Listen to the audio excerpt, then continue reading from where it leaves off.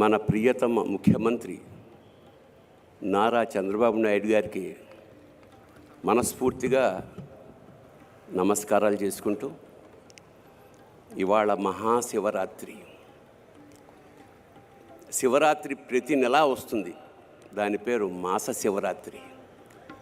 ఏడాదికి ఒక్కసారి వచ్చేదే మహాశివరాత్రి.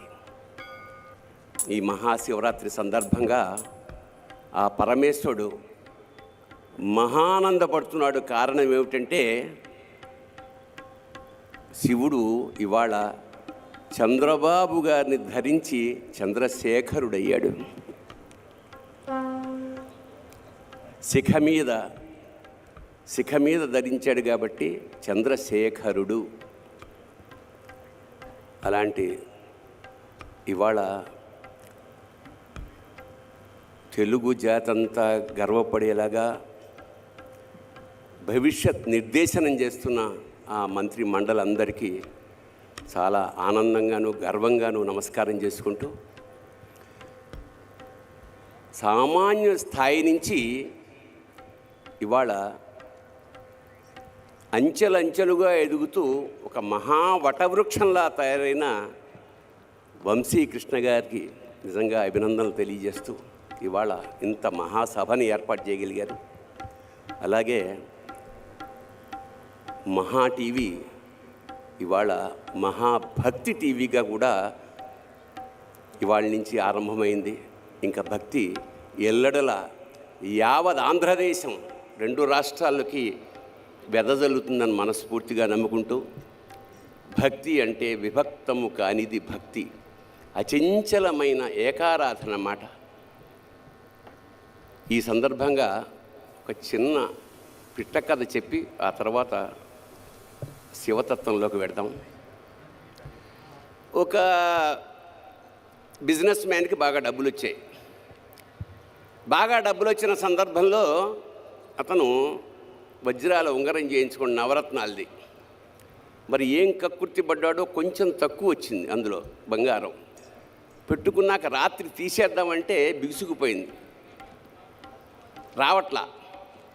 ఏదో ఆయిల్ రాశాడు, కష్టపడ్డాడు, రాలేదు. రాత్రంతా ప్రయత్నిస్తే వేలు ఉబ్బిపోయింది. పొద్దున్నే భార్యకి చూపించాడు, వేలు ఉబ్బిపోయింది, ఏం చేయమంటావని. మరి ఎట్లాగా వెళ్ళి చూపించండి అంటే కంసాలి దగ్గర తీసుకెళ్ళాడు, కట్ చేయించి. అతను అన్నాడు, కాదండి బాగా వాచిపోయింది, కష్టం, ఒకసారి డాక్టర్కి చూపించండి. డాక్టర్కి చూపించుంటే కట్ చేయాల్సింది అంటే ఏంటి, వేలు అన్నారు. కాదు, ఉంగరం. మరి ఎలాగా, రావట్లేదు. అప్పుడు వాళ్ళ భార్య చెప్పింది, ఒక పని చేద్దామండి, నాకు వెంకటేశ్వర స్వామి అంటే విపరీతమైన భక్తి, ఆయన్ని మొక్కుకోండి, అదే యాజ్ ఇట్ ఈజ్గా వచ్చేస్తుంది అని. సరే, వెంకటేశ్వర స్వామికి మొక్కుకున్నాడు. ఏమని మొక్కుకున్నాడు? స్వామి, ఈ ఉంగరం లూజ్ అయ్యి చచ్చిపోతున్నాను, దీంతో ఇది గనక పడిపోతే వచ్చేస్తే గనక నీకు ఉంగరం యాజ్ ఇట్ ఈజ్గా హుండీలో వేసేస్తాను అన్నాడు. వెంకటేశ్వర స్వామి ఇలాంటి విషయాల్లో చాలా హాయిగా చిరునవ్వు నవ్వుతూ అలాగే అన్నాడు. కట్ చేస్తే నెక్స్ట్ డే కల్లా వాపు తగ్గిపోయి ఉంగరం వచ్చేసింది. చెప్పాను నేను, వెంకటేశ్వర స్వామిని నమ్ముకుంటే ఎలా ఉంటుందో అని. వెంటనే తిరుపతి ప్రయాణం అయ్యారు వీళ్ళు. తీరా అక్కడికి వెళ్ళేటసరికి పేపర్లో గుండె పగిలే వార్త ఏమిటంటే, బంగారం ధర అమాంతంగా 100 రెట్లు పెరిగిపోయింది. అంటే ఇప్పుడు 50,000 ఉన్నది 5 లక్షలు అయింది అనుకోండి. ఇంత డబ్బు ఉంగరం వేస్తానన్నాను, ఇదేమిటిది అని చెప్పి అతను వెంకటేశ్వర స్వామితో మళ్ళీ ఒక కాంట్రాక్ట్ ఒప్పుకున్నాడు. స్వామి, నేను ఉంగరం వేస్తానన్నది లాస్ట్ మంతు, అప్పుడు బంగారం ధర ఇంతే ఉంది, ఇప్పుడు దానికి నీకు సంబంధం లేదు, అంచేత అప్పుడు దాని ఖరీదు 50,000 రూపాయలు కాబట్టి ఆ 50,000 వేసేస్తాను అని 50,000 పొట్లం కట్టి ఓం గోవిందా గోవిందా అని హుండీలో ఆ డబ్బులు వేసేసాడు. దాంతోపాటు ఉంగరం కూడా పడిపోయింది. అందుకే వాడిని వడ్డీ కాసుల వాడు అంటాడు. అంచేత దేవతలతోటి మనం బేరం చేయకూడదు. అంచేత భక్తి అంటే నిష్కామ భక్తి, నిశ్చల భక్తి ఉండాలి. మరి మనం ఇవాళ మహాశివరాత్రి సందర్భంగా శివుణ్ణి వెతుక్కుంటున్నాం. శివుడు ఎక్కడుంటాడు? ఎక్కడ ఉండడు? సర్వాంతర్యామి కదా. నీలోనూ ఉంటాడు, నాలోనూ ఉంటాడు. నాలోన శివుడు గలడు, నీలోన శివుడు గలడు. నాలోన శివుడు గలడు, నీలోన శివుడు గలడు. నాలోన శివుడు గలడు, నీలోన శివుడు గలడు.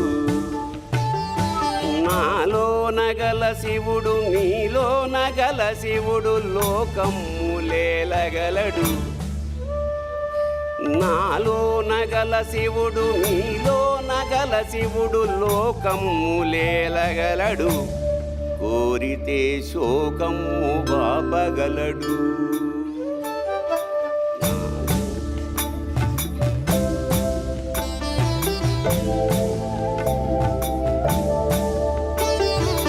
నాలోన శివుడు గలడు,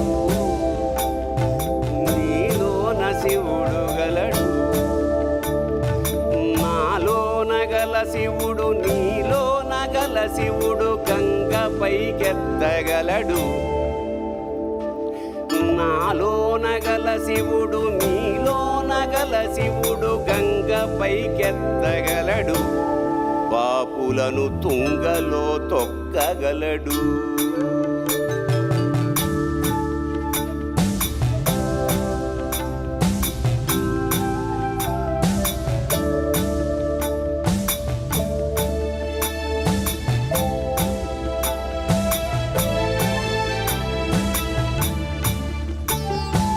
నాలోన గల శివుడు, నీలోన గల శివుడు ఒక కన్ను తెరవగలడు.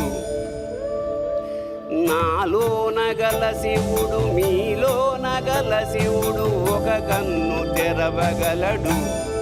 వద్దంటే రెంటిని మూయగలడు.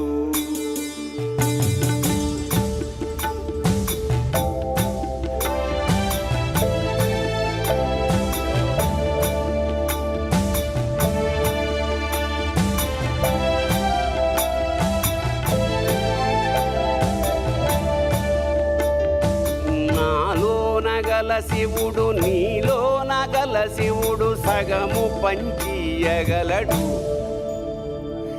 నాలోన గల శివుడు, నీలోన గల శివుడు సగము పంచియగలడు. తిక్కతో అసలు తుంచేయగలడు.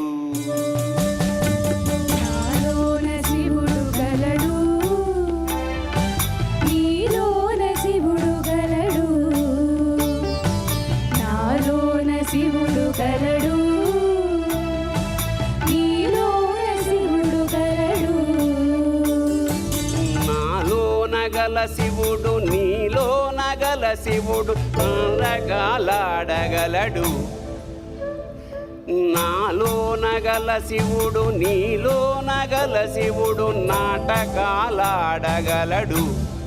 తెరదించి మూట కట్టేయగలడు. నాటకాలాడగలడు, తెరదించి మూట కట్టేయగలడు. నాటకాలాడగలడు, తెరదించి మూట కట్టేయగలడు.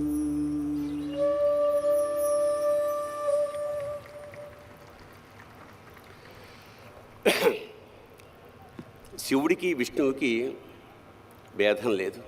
మనం అజ్ఞానం కొద్దీ శివుడు వేరు విష్ణువు వేరు అనుకుంటుంటాం.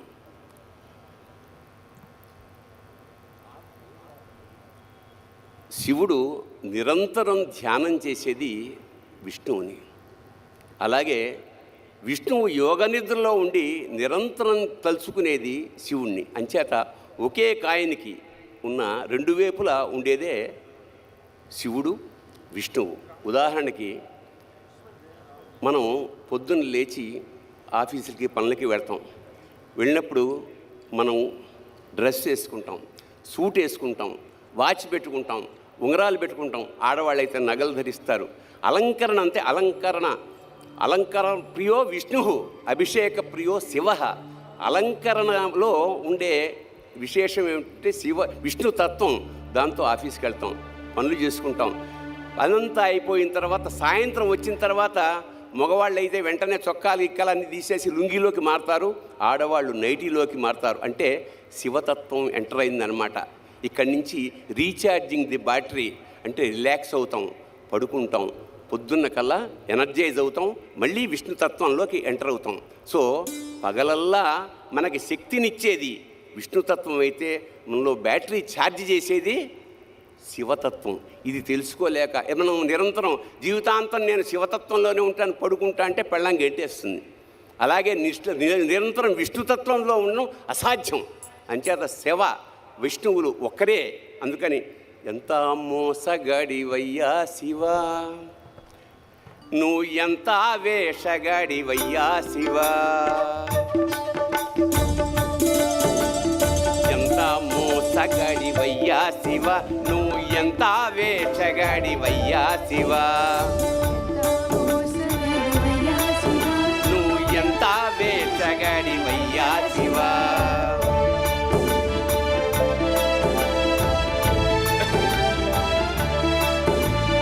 బయటికేమో లింగ రూపమయ్యా శివా,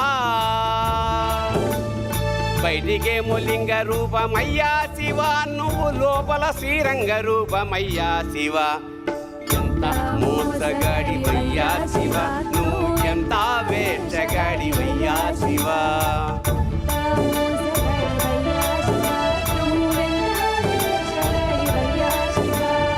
పైన 3 నామాలేనయ్యా శివా, పైన 3 నామాలేనయ్యా శివ, నీకు లోన 1000 నామాలంటయ్యా శివ. ఎంత మోసగాడివయ్యా శివ, నువ్వు ఎంత వేషగాడివయ్యా శివ, ఎంత మోసగాడివయ్యా శివ, నువ్వు ఎంత వేషగాడివయ్యా శివ. పైనే అభిషేకాలయ్యా శివా, పైనే అభిషేకాలయ్యా శివ, నీకు అలంకారమంట లోపలయ్యా శివ. ఎంత మోసగాడివయ్యా శివ, నువ్వు ఎంత వేషగాడివయ్యా శివ, ఎంత మోసగాడివయ్యా శివ, నువ్వు ఎంత వేషగాడివయ్యా శివ. బయటికేమో తోలు బట్టలయ్యా శివా, బయటికేమో తోలు బట్టలయ్యా శివ, నీకు లోపల పీతాంబరాలయ్యా శివ. ఎంత మోసగాడివయ్యా శివ, నువ్వు ఎంత వేషగాడివయ్యా శివ, ఎంత మోసగాడివయ్యా శివ, నువ్వు ఎంత వేషగాడివయ్యా శివ. వల్లగాడే వైకుంఠమయ్యా శివా, వల్లకాడే వైకుంఠమయ్యా శివ, నీకు కాలకూటమే అమృతమయ్యా శివ. ఎంత మోసగాడివయ్యా శివ, నువ్వు ఎంత వేషగాడివయ్యా శివ, ఎంత మోసగాడివయ్యా శివ, నువ్వు ఎంత వేషగాడివయ్యా శివ. కడదేర్చేవాడవివే అయ్యా శివా, కడదేర్చేవాడవివే అయ్యా శివ, మమ్ము కాపాడేవాడవివే అయ్యా శివ. ఎంత మోసగాడివయ్యా శివ, నువ్వు ఎంత వేషగాడివయ్యా శివ, ఎంత మోసగాడివయ్యా శివ, నువ్వు ఎంత వేషగాడివయ్యా శివ. ఎంత పిచ్చివాడివయ్యా శివ, ఎంత పిచ్చివాడివయ్యా శివ, నువ్వు ఎంత మంచి ఎంతెంత మంచి ఎంతెంత మంచివాడి వయ్యా శివా.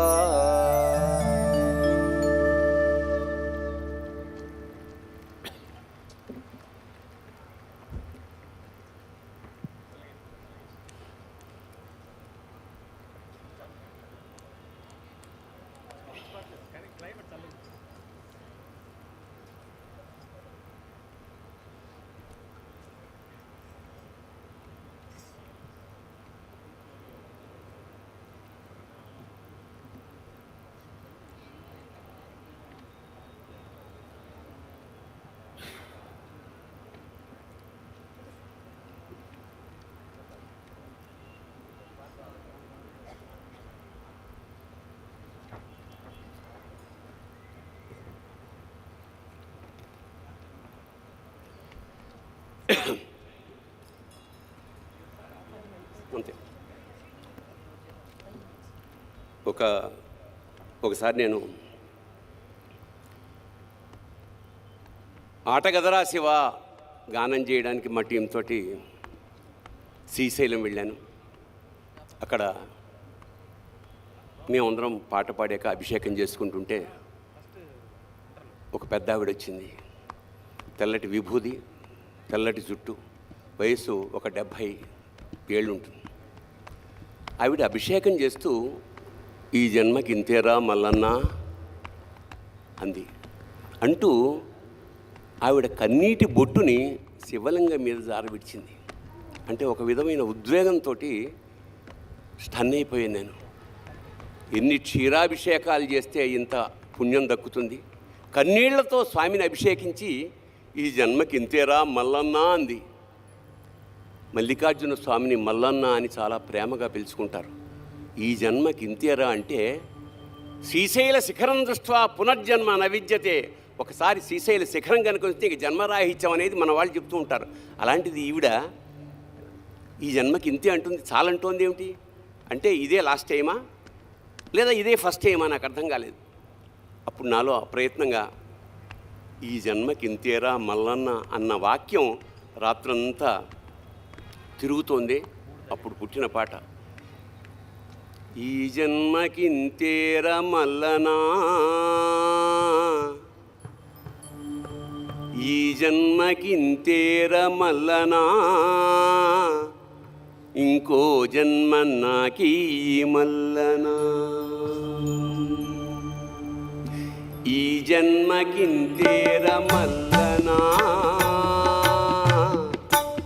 ఇంకో జన్మ నాకీ మల్లనా.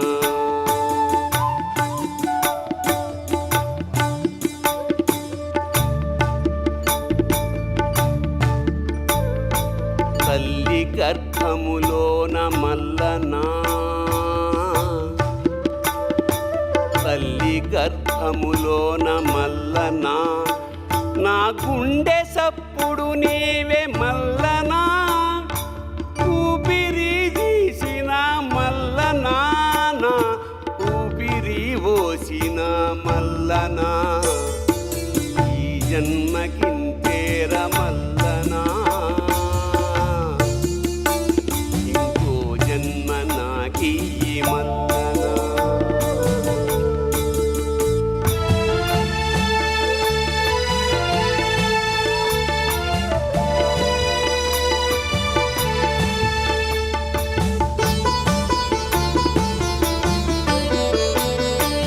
వచ్చేటి జన్మాన మల్లనా,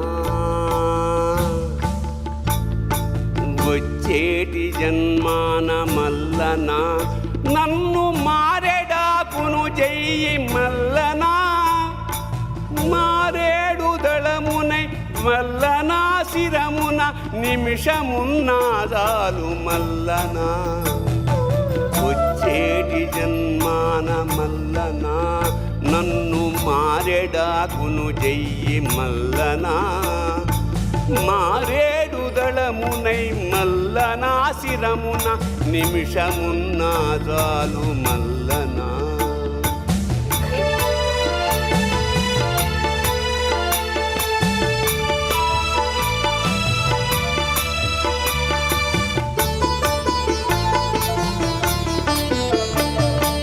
కొండంత ఎదిగాను మల్లనా,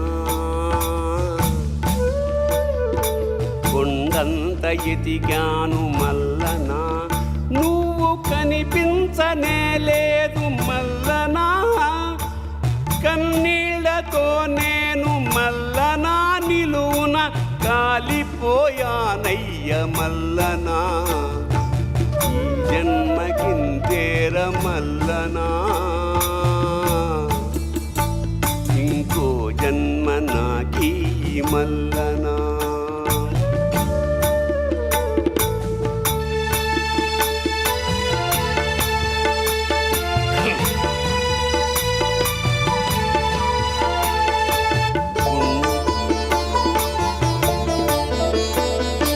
గుండెలో